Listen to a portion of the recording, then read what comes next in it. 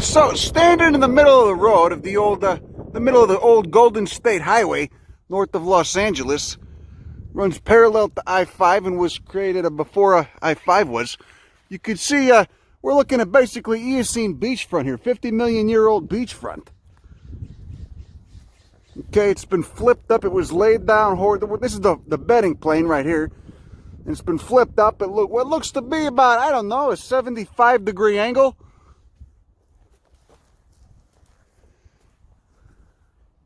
So this is the old floor of a shallow ocean, just which used to be right off the coast.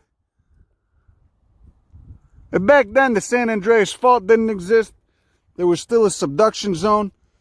So this got flipped up, you know, kind of flipped up and pushed, just accreted to the edge of the continent, of the North American plate.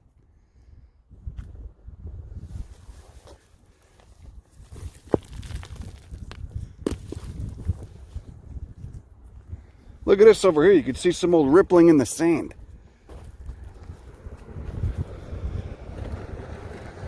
This is a geologic pornography right here.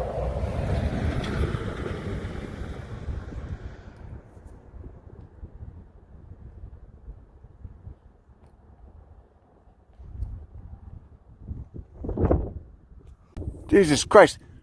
How many thousands of earthquakes did it take to do that, huh? But then look on this side of the road.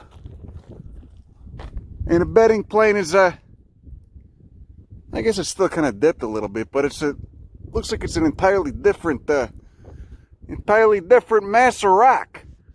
Which makes me think that when they put this road here, there was already maybe a natural fault here. They didn't even need to cut it.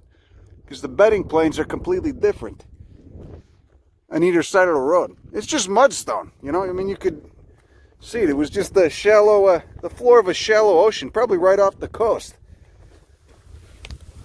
Probably brachiopod fossils somewhere in here. Oh, this is a sandstone. Get some mudstones too. Just breaks down and creates a nice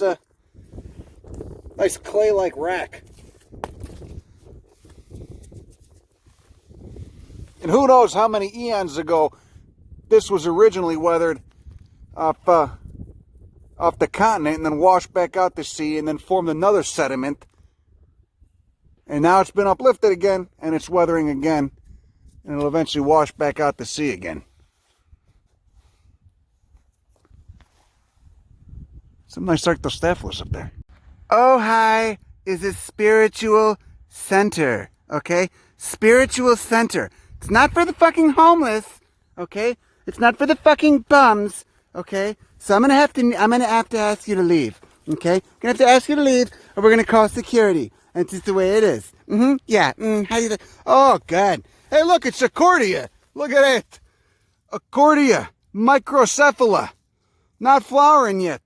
Okay, probably in a couple weeks. Muticia subfamily, the Asteraceae. Love the goddamn Muticias. Not flowering yet.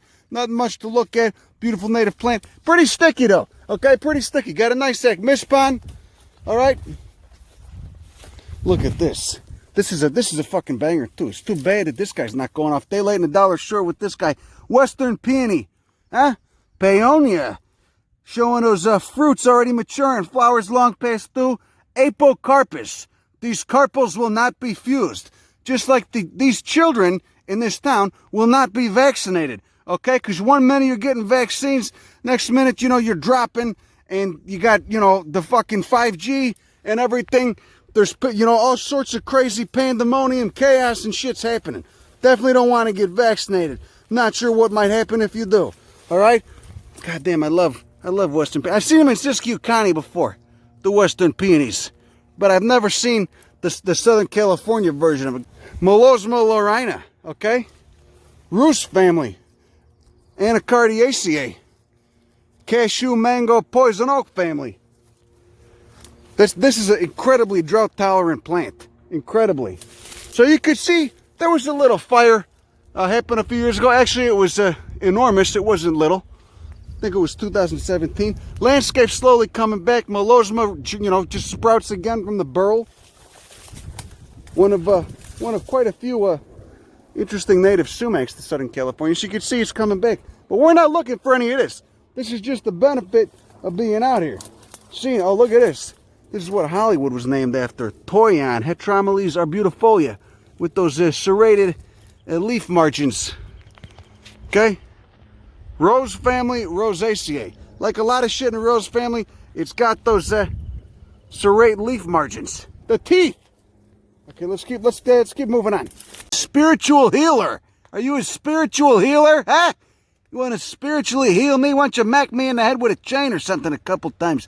It's gonna spiritually heal me as much as any of your crystals or your damn rocks or you know, those edible panties that they sell at the never mind. This is a nice plant, pseudonephalium, Asteraceae. Look at those papery filaries. Very sticky, very glandular. Smells kind of like graham crackers. Very sweet. Okay? Oh.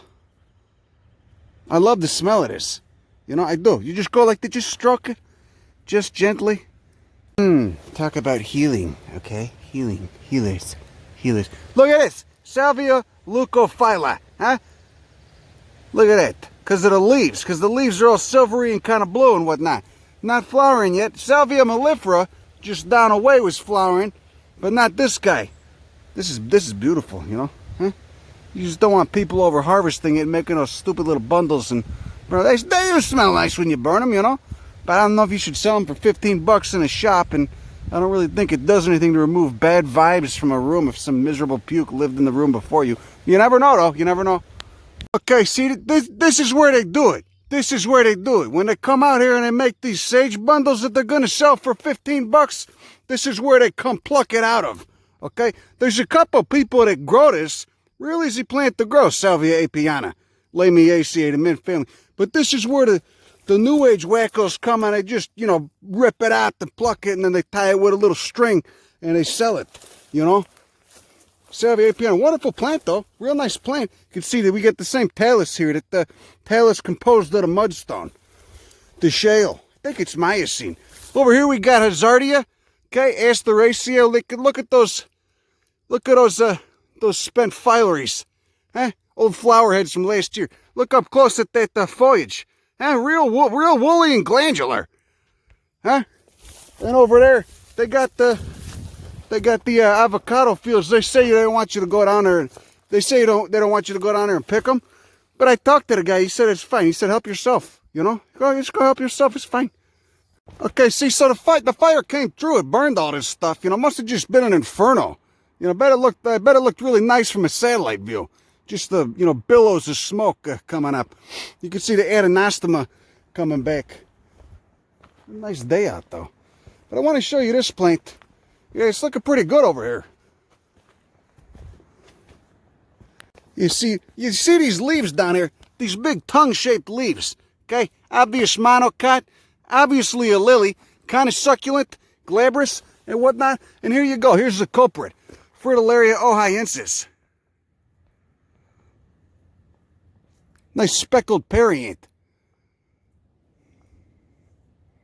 Where did spider go? I just knocked him off his roost? Oh, well. Get those yellow anthers. Look how long that its style is. I just broke it. Fucking, oh, whatever.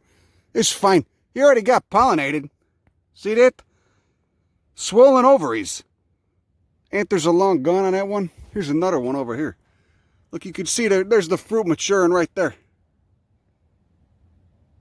Still got the stigma attached to that ovary. The stigma and the style. See, so these aren't going to put out a flower this year. They're just, you know, making some carbs. Photosynthesizing some carbs to store in that bulb down there. But maybe next year they'll send one out.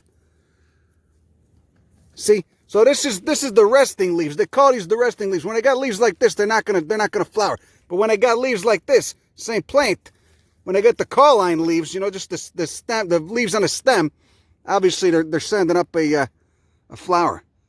Look at that. It's a banger right there. Still got pollen on those anthers. The style's out. Nice speckled perianth. Nectaries down there. Nectary down there by the nectaries down there by the where the red part is in that perianth. Get my nasty leathery hands out of there so you could just, let me get those out so you could just enjoy the flower.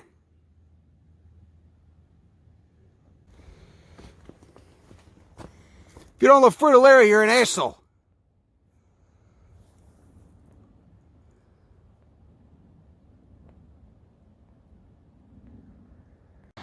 Look at all that Eocene sandstone. Huh? Just old ocean front. You just a couple layers stacked on top of each other, flipped up like, yeah, you know, slapped onto the edge of the continent. It's pretty nice. You know, every once in a while, you need a good basal rosette. Como se dice? Huh? Dudley Pulverulenta. Look at the Dennis Farina. Look at that nice waxy covering he's got on those newer leaves, emanating from the center like that. Yeah, each leaf blade coming to a tapered point, not flowering. That's last year's inflorescence. When they're flowering, they're really a treat. Oh, that's nice. They're just growing on the sandstone. The Eocene sandstone. That's pretty good. Boy, that was quick, huh? The Mara's already fruiting. See? Those tiny flowers. It's all done flowering. When they're flowering, they're tiny. Tiny little flowers. Okay? It's a monoecious plant like many members of the cucumber family, Cucurbitaceae. You got, you know, a bunch of male flowers, and every once in a while you get a female flower. But male and female flowers separate, but on the same plant. All right? That's the fruit.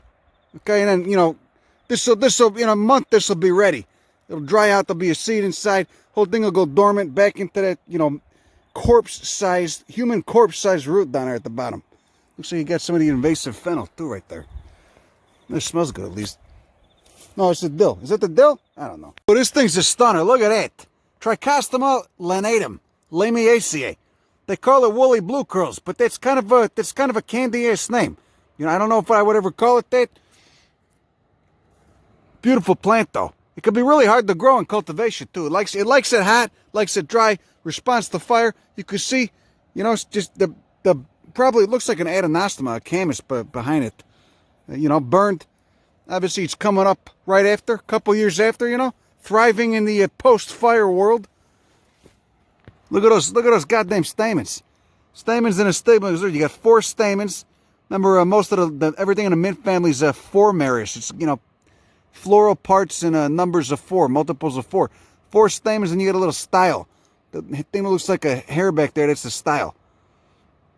Hummingbirds go batshit over this. They love that. Oh, it smells good. A lot of species of Trichostoma. Some of them they call vinegar weeds because the foliage can be laden with those terpenes, like so many members of the mint family. Lots of volatiles. Pretty volatile. You ever meet somebody who's kind of a loose cannon, huh? Same thing, volatile. You know, never know when they're going to turn on you. You know, I knew a girl like that once, really nice, but then she stabbed her boyfriend. Look at that. Prunus ilicifolia. Full flower. I just planted a couple of these illegally out on the street. It's just a native cherry. It's a nice one, look. Rosaceae. It's like all the cherries. Look at those very distinct flowers. Look at those goddamn stamens. Huh? Dentate leaves. Again, like most of the Rosaceae.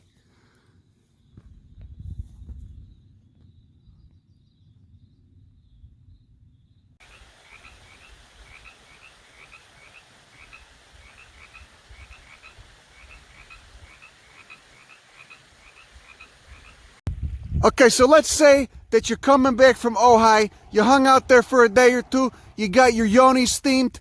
Okay? You got your chart read by some astrologer charlatan, and now you're going to head up north on Highway 33. Okay, excuse me, sorry. You know, I drank an energy drink, kind of tasted like a urinal cake, and I had a cup of coffee. I'm really on one today. Okay, so you're going to see a bunch of plants on that route. Very steep, winding road. You know, landslides everywhere. You'll see they got the fucking metal netting up nice. Reminds me of the Andes in Chile. But you're going to see a bunch of interesting plants if you're rubbernecking the road like I am, posing a hazard to most of your fellow drivers. And one of the plants you're going to see is this very beautiful bastard, this member of the poppy family, Ehrendorferia chrysantha. Okay, let's look up, let's take a closer look at the flowers right there. Okay, relatively small flowers on a, you know, about 4 foot tall raceme. Got a nice, you know, nice, almost Escholzia, California poppy looking leaves, basal leaves. You got some Carline leaves too, though. Okay, kind of feathery and what the shit. Let's look at that flower again now. Okay, you got 4 petals, 2 are fused, 2 are free. Okay, because of those 2 free petals going laterally, it almost looks like a bowling pin shaped person with a big ass making the I don't know face, doesn't it? At least that's where my mind goes. You know, something's wrong with me, but you already knew that. Anyway, glaucous, waxy, no hairs, and apparently this plant is very toxic as well, you know, especially to livestock. That's why they try not to, I guess they try to get rid of it so that the livestock don't eat it. Look at this goddamn invasive morning glory. Some jackass thought that'd be a nice idea to plant it in their garden probably 60 to 80 years ago, and now it got out. It's fucking everywhere. But anyway, I digress. Wonderful plant. It likes the burns. It likes the burns, okay? We're certainly on a burned area right now. Growing on a, the fuck is that? Oh, it looks like it's an old ceanothus. Growing on these unstable slopes composed of old oceanic mudstone. Oh, look at a nice salvia piana right there. Anyway, there you go. Ehrendorferia chrysantha. Give it up for this guy. Fucking beautiful plant. Goes on, the range goes on down into Baja, too. Here's the top of that raceme, nice. Ooh. Actually, I guess you'd call that a panicle right there. It's more of a panicle. Excuse me.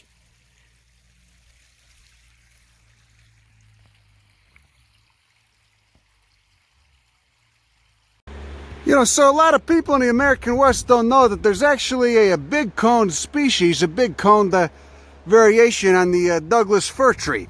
Here we go. Here's Pseudotsuga macrocarpa, and you can see those cones, even though they're, you know, they're down that sketchy ledge about 15 feet away from me.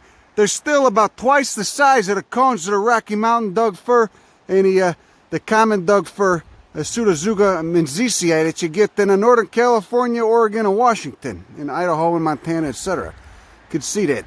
Massive. They're about, you know, they're about 6 to 8 inches long. Also got a different branching structure. These Pseudotsuga macrocarpa, which grows in the mountains around Los Angeles, they tend to have these strong lateral branches, you know, kind of almost looking like a coast redwood. You know, less of a conical shape. This goddamn rock is really unstable. Hey, look at this nice manzanita, though. Beautiful Arctostaphylos, real glabrous leaves, smooth, waxy. It doesn't seem to have a basal burl down there. At least not that I could see. That's one of the main diagnostic factors for this genus, Arctostaphylos, is whether it's got a burl or not. They could just sprout back from the burl, or whether, if when it burns, and they all burn eventually, if it just dies. Ooh, nice member of the Pteridacea. Oh, you got a nice Dudley up there, too. Could this be some kind of Myriopteris? Formerly in the genus Chylanthes. Look at the abaxial surfaces of those fronds. Look at how woolly and scaly. Anyway, I want to show you one of these cones. You can never trust the old ocean sediments. You know, they fucking break. They're not sturdy. They're not reliable.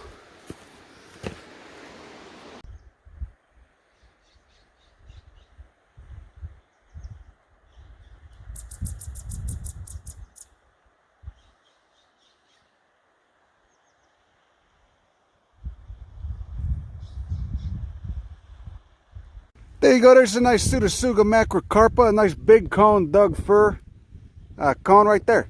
You see the resin coming out? Look at the bracts, huh? The little mouse tails. Looks like 2 mouse feet and a mouse tail. You know, little mouse ass sticking out of each one of those bracts. You know, indicative of the Pseudotsuga cone in general.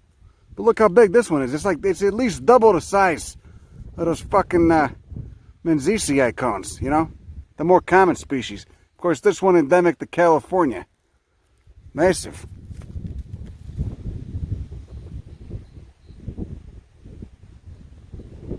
That's some nice Artemisia tridentata. This stuff smells great. Great Basin sagebrush. But in this case, just growing 50 miles north of Los Angeles. God, the BigCone Doug Firs kind of look like shit. Wonder if they're still going to be here. Climate change is going to dry this area out, you know, just squeeze it like a sponge. Only see them growing on the slopes. You know, you barely see them growing on the flat ground. There's a little guy. Just anywhere they can hide out, you know, a little like a little relictual refugial canyon. Look at that, you even got alder down here. High up, higher elevation in a little canyon with the nice creek and shit. Not normally what you think of, you know, when you think of Southern California vegetation. God, what a gorgeous tree. I don't know why people don't grow this out more. Huh? This, the BigCone Douglas Fir should be growing all over Northern California. Fuck it, grow it up in Oregon too. People seem to love the woods so much, they should put this on lumber plantations, you know? If they gotta do it. Much more robust tree, it seems like, too. You know, can you look how gorgeous this whole area is? I mean, this is really, it's quite beautiful. It's like paradise. God, can only imagine how nice it must have been for the native peoples, you know? Look at it now. It's totally fucked. I mean, not here, but this is one of the crumbs that was left. But so much of the region's just a fucking car slum. Ugh. Anyway. Well, I guess that's all I got tonight. BigCone Douglas Fir, everybody. Enjoy. Take it easy. Bye.